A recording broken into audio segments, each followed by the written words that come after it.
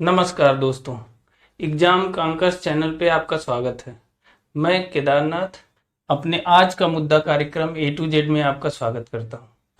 दोस्तों, आज का मुद्दा कार्यक्रम का मुख्य मुद्दा है संघ शासित प्रदेश दिल्ली का मुद्दा।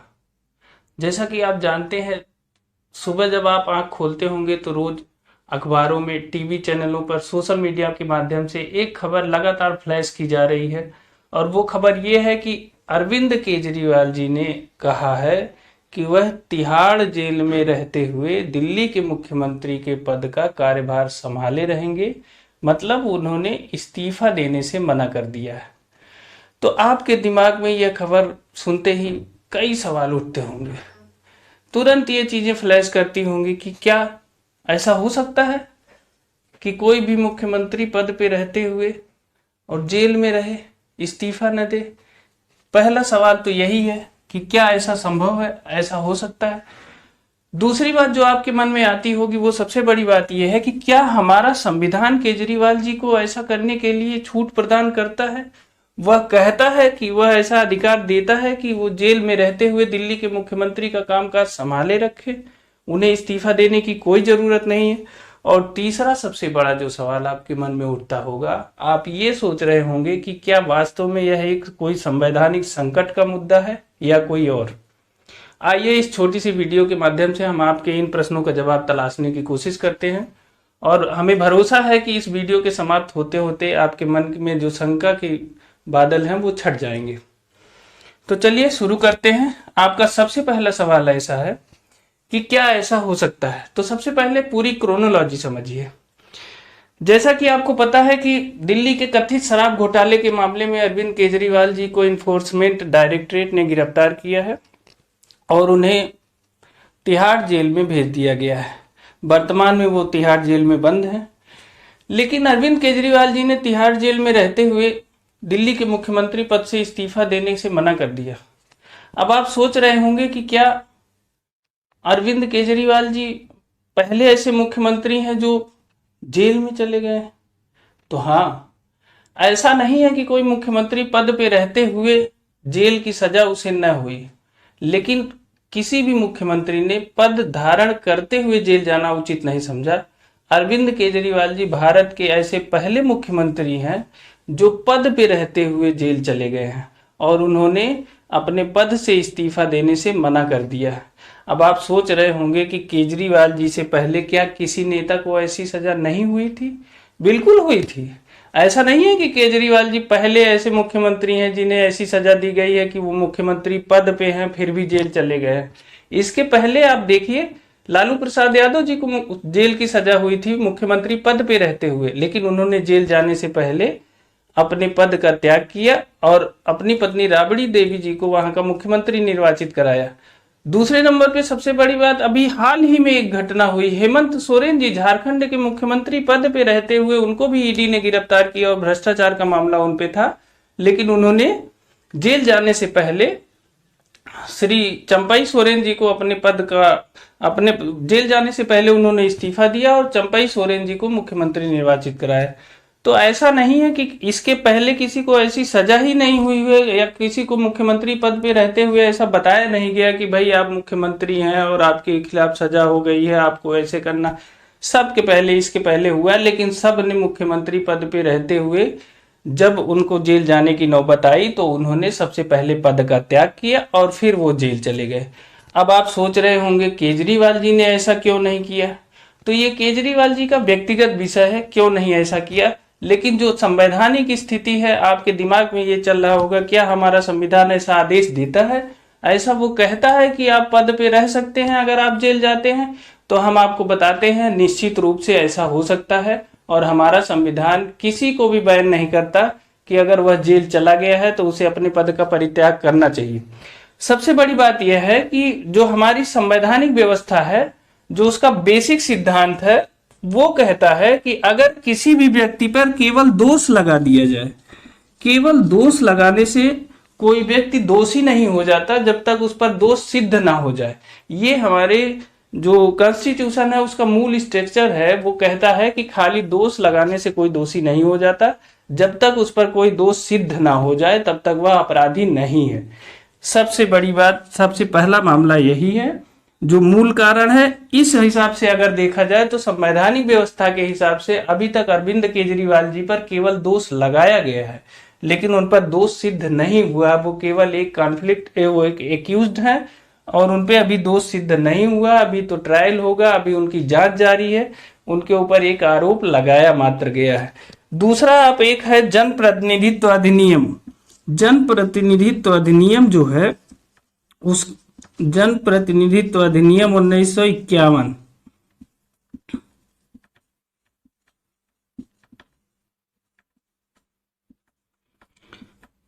जनप्रतिनिधित्व अधिनियम 1951 में कहीं भी ऐसी कोई चर्चा नहीं की गई है कि अगर कोई भी जनप्रतिनिधि है तो अगर उस पर कोई दोष लगाया जाता है या किसी कारणवश किसी दोष लगाने के कारण उसे जेल की सजा होती है तो उसे जेल जाने से पहले अपने पद को छोड़ना होगा, ऐसी कोई चर्चा नहीं की गई है।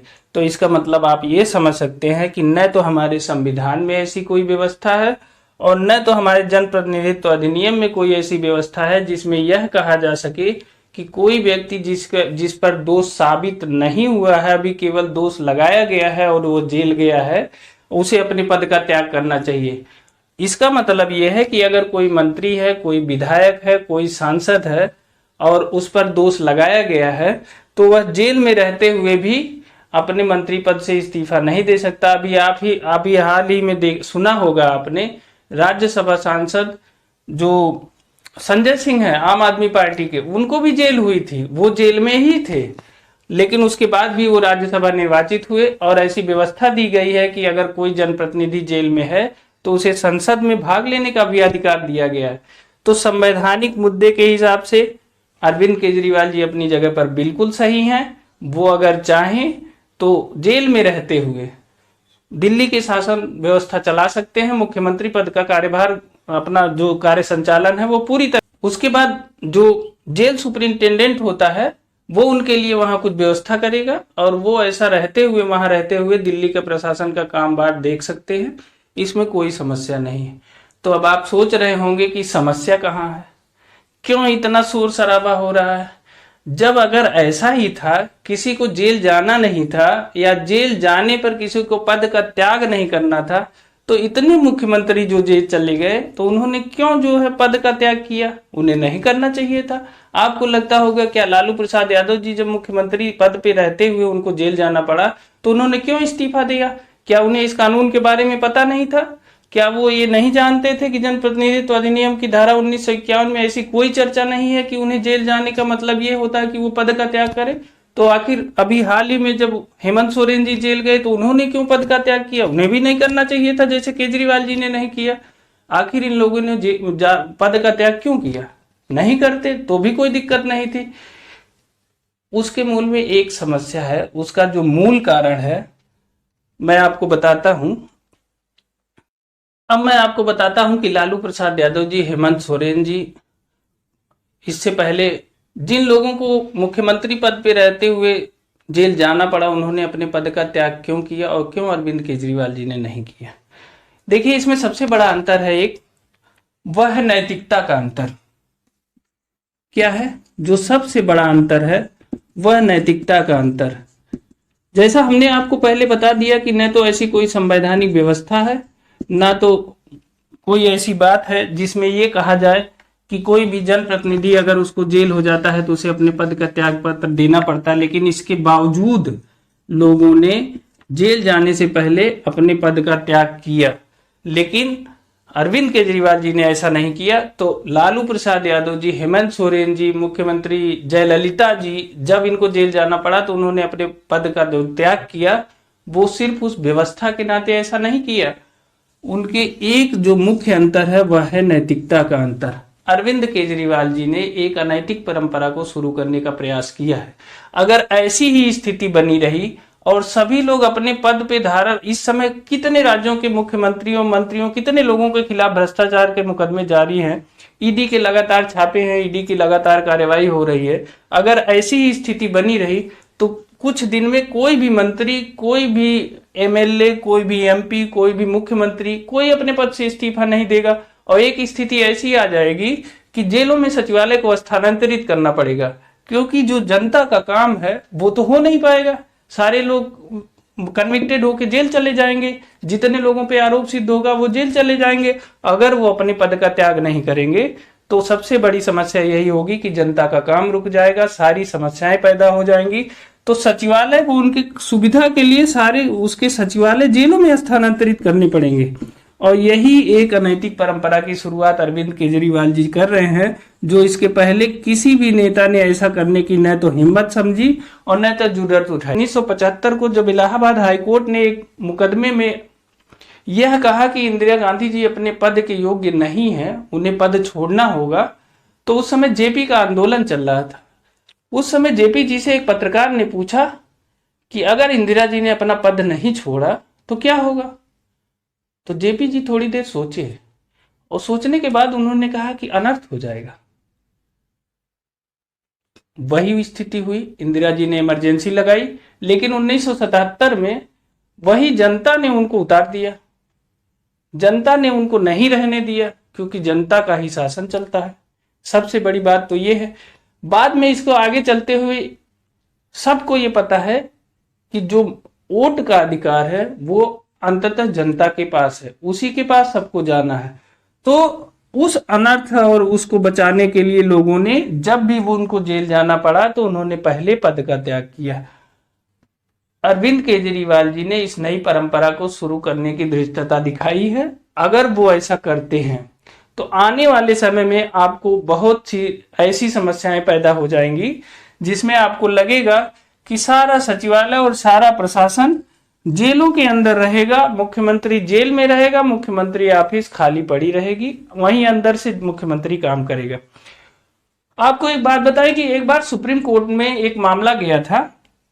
जो मामला था, सुप्रीम कोर्ट ने एक मामले में, जो सुप्रीम कोर्ट का मामला 2014 का था, ये मनोज नरूला का मामला था। मनोज नरूला के मामले में सुप्रीम कोर्ट के सामने एक ऐसा मुद्दा आया था जिसमें यह कहा गया था कि अगर कोई व्यक्ति संवैधानिक पद धारण करता है तो उसके लिए क्या करना चाहिए, कोई गाइडलाइन होनी चाहिए, कोई ऐसा होना चाहिए कि भाई अगर कोई संवैधानिक पद धारण करता है और संवैधानिक पद के कितों का निर्वहन नहीं कर पाता है तो उसके लिए क्या व्यवस्था होनी चाहिए। तो सुप्रीम कोर्ट ने 2014 में मनोज नरूला के मामले में एक व्यवस्था दी। उन्होंने कहा कि अगर किसी भी व्यक्ति की नियुक्ति किसी संवैधानिक पद पे होती है तो उसके अंदर 3 बातों का होना बहुत जरूरी है। पहली बात क्या है? उसमें जो पहली बात है वो है संवैधानिक नैतिकता का होना जरूरी है। किसी भी संवैधानिक पद पे किसी भी व्यक्ति को नियुक्ति करने के लिए उसमें संवैधानिक नैतिकता का होना बहुत जरूरी है। आप देख लीजिए, सबसे बड़ी जो समस्या है दिल्ली की वो यहीं से शुरू हो रही है। एक है संवैधानिक नैतिकता बताया था, और दूसरा सुप्रीम कोर्ट ने जो अपने आदेश में कहा, वो दूसरा जो चीज था वो था सुशासन। अब उसने कहा कि अगर कोई व्यक्ति संवैधानिक पद पे बैठा है तो उसे जनता, चूंकि कोई भी संवैधानिक पद का जो व्यक्ति रहता है वो जनता का सेवक रहता है, अगर वह जेल में रहेगा या वह ऐसी परिस्थिति में है कि अपने कार्यों का पूर्ण रूप से निर्वहन नहीं कर पा रहा है तो जो सुशासन की बात है वो सुशासन की व्यवस्था भंग हो जाएगी। इसलिए उसने कहा, माननीय सुप्रीम कोर्ट ने ऐसा कहा कि दूसरी जो बात है वो सुशासन, यानी वह व्यक्ति हमेशा जनता के कार्यों के लिए उपलब्ध रहे, उसे कोई असुविधा नहीं होनी चाहिए। तो सुशासन की जो बात है इसको लागू रहना चाहिए, इसमें कोई बाधा नहीं आनी चाहिए। और जो तीसरी अंतिम बात अपने गाइडलाइन में संवैधानिक पद पे किसी नियुक्ति की गाइडलाइन में सुप्रीम कोर्ट ने कही, वो तीसरी यह बात थी कि संवैधानिक विश्वास। संवैधानिक विश्वास से के आशय में सुप्रीम कोर्ट ने ऐसा कहा कि संविधान जिस प्रकार के व्यक्ति को चाहता है, संविधान जैसा चाहता है कि इस प्रकार के व्यक्ति की नियुक्ति इस जगह पे होनी चाहिए, उस स्थिति को बनाए रखने के लिए संवैधानिक विश्वास, उपयुक्त व्यक्ति की नियुक्ति, इससे आशा है कि उपयुक्त व्यक्ति की नियुक्ति होनी चाहिए, ऐसा माननीय सुप्रीम कोर्ट का मानना था। दिल्ली के मामले में ये तीनों चीजें इस समय निरर्थक हैं। इनका कोई मतलब नहीं है कि दिल्ली में क्या हो रहा है, एक मुख्यमंत्री जेल में है, उसे इस्तीफा नहीं देना है। वह जो कानून के जो ऐसी चीजें हैं जिनकी व्याख्या नहीं की गई है, उनका लाभ उठाने का प्रयास कर रहे हैं। और न तो वहां कोई संवैधानिक संकट है, न तो कोई और समस्या है। जो दिल्ली में सबसे बड़ी समस्या है वो इथिक्स का संकट है, नैतिकता का संकट है।